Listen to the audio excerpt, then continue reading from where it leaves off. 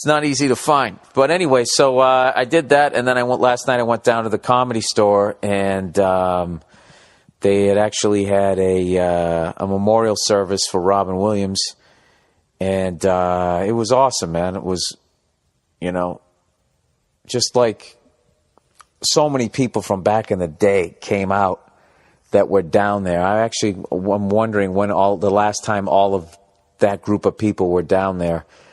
And they were all telling stories. It was like, I got there late, unfortunately. But Norm Macdonald, Yakov Smirnoff had some great stories. Jackson Purdue. Then there's a couple of people that were in part of his improv group. We're all telling all these great stories, and it was a really great thing. But I got to tell you, man, that was... it's not like I knew the guy or anything, but that was brutal. Fucking brutal when I heard the news about that one. That one really, there's one of those things where you think, yeah, I love that guy. I love his movies. I think that guy's hilarious. You don't realize it, and then something like that happens. You're just like, wow, man, I had no idea how much that guy affected me. I did get a chance one time to do a show with him. He always... he would just come down to clubs. I'd always heard about it. I know he did it. He lived up in San Francisco, but people were saying, like, yeah, there's this open mic he went to every single week.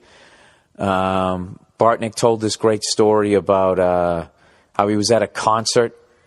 He was kind of like the unofficial mayor of, like, San Francisco when they needed, like, a laugh or something. Like, I guess Bartnick was at some big concert, and it was an outdoor thing, and it rained.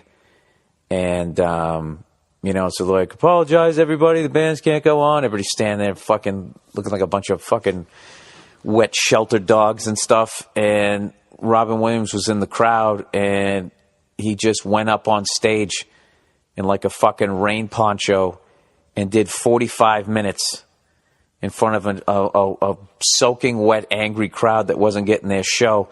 And he just did like a headlining set.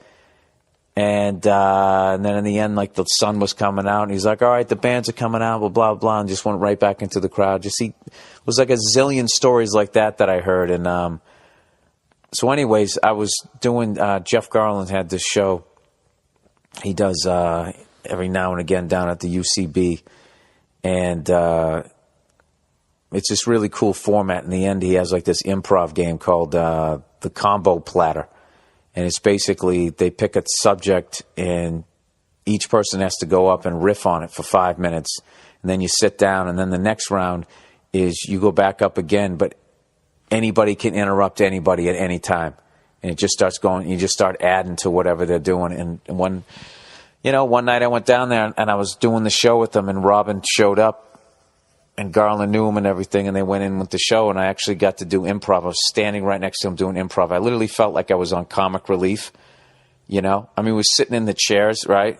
It's just like such a fucking weird moment, but I was sitting in the chair next to him. He had that thick arm hair. It's like the space between us was a little tight, but it wasn't anywhere where we still should have been touching, but his arm hair was so fucking thick, it actually was touching my arm. I had to move my arm.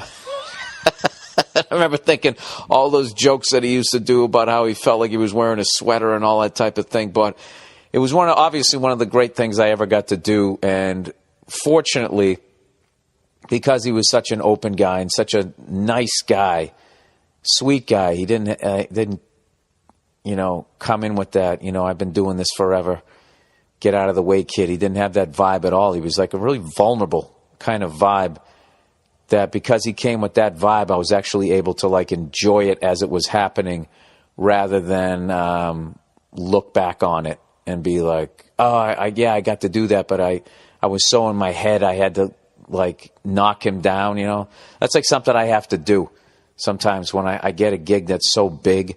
I literally have to develop a certain level of hatred for this person that I don't hate. I have to be like, what, fuck this guy for making me feel so fucking uncomfortable with his success or whatever. But the way Robin was, you didn't have to do that when you're around him. So, thanks to Jeff Garland for fucking, having that show so I could have that memory. But it's definitely a huge, huge, huge fucking indescribable loss. And it just sucks. I hate that it ends that way. So, anyways, isn't that happy? Isn't that happy to fucking have to talk about that? Yet another fucking person in this business. What was fucking weird is I got like 3 texts within 24 hours of Robin's death, asking me if I was okay and then telling me not to kill myself. And that just struck me as funny. Like, it's like depression and suicide are not like a... like a stand-up. Like if a fucking plumber kills himself, do people reach out to other plumbers? Hey man, I know you haven't got a lot of sinks lately. It's been mostly toilets, and just reaching out that it's going to turn around.